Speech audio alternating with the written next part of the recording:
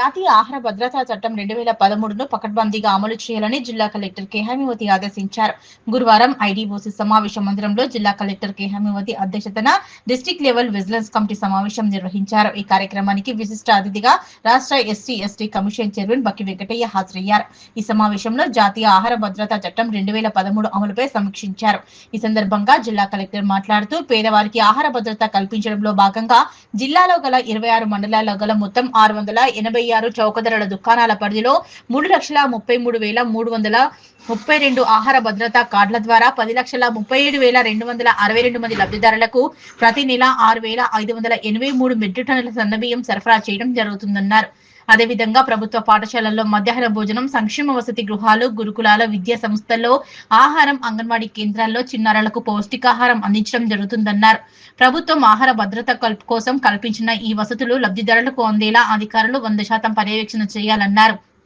ప్రభుత్వ పాఠశాలలు, గురుకులాలు, సంక్షేమ హాస్టళ్లతో పాటు అంగన్వాడీ కేంద్రాలను కూడా తనిఖీ చేస్తామన్నారు.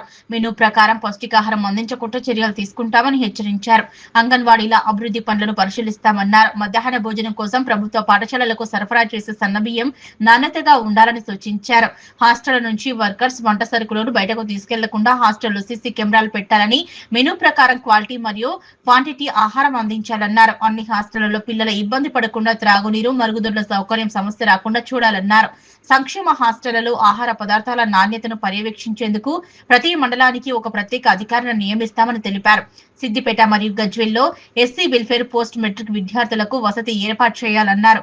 జిల్లాలో జరిగే విక్రయాలలో తునికలు కొలతలతో మోసంతో ప్రజలు ఇబ్బంది పడకుండా తనిఖీలు చేయాలని తునికల కొలతల అధికారిని ఆదేశించారు. ఈ సందర్భంగా రాష్ట్ర ఎస్సీ/ఎస్టీ కమిషన్ చైర్మన్ బక్కి వెంకటయ్య మాట్లాడుతూ అంగన్వాడీల ద్వారా పేద పిల్లలకు నాణ్యమైన ఆహారం అందేలా పర్యవేక్షించాలని, అదేవిధంగా అంగన్వాడీ టీచర్ మరియు ఆయా పోస్టుల ఖాళీలను భర్తీ చేసేలా చర్యలు తీసుకోవాలన్నారు. ప్రభుత్వం ఆశయం మేరకు ప్రభుత్వ పాఠశాలల్లో మధ్యాహ్న భోజనం మరియు అన్ని సంక్షేమ హాస్టళ్లలో పౌష్టికాహారం అందించాలన్నారు. జిల్లాలో అత్యధిక విద్యార్థులు నమోదైన ప్రభుత్వ పాఠశాలల్లో ఒకటైన పోతిరెడ్డిపేట జిల్లా పరిషత్ హైస్కూల్లో విద్యార్థులకు మెరుగైన వసతులు కల్పించాలన్నారు.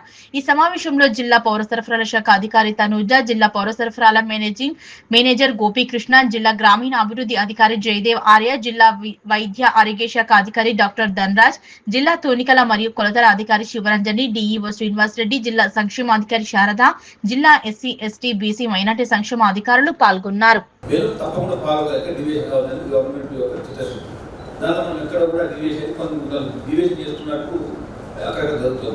దీన్ని కంట్రోల్ చేసి తప్పకుండా మెను ప్రకారం తప్పకుండా మనం దగ్గర ఇన్స్పెక్షన్ చేసి నెలలు కరెక్ట్గా ఈ 2-3 months మాత్రం చాలా మార్పు వచ్చింది అన్నమాట.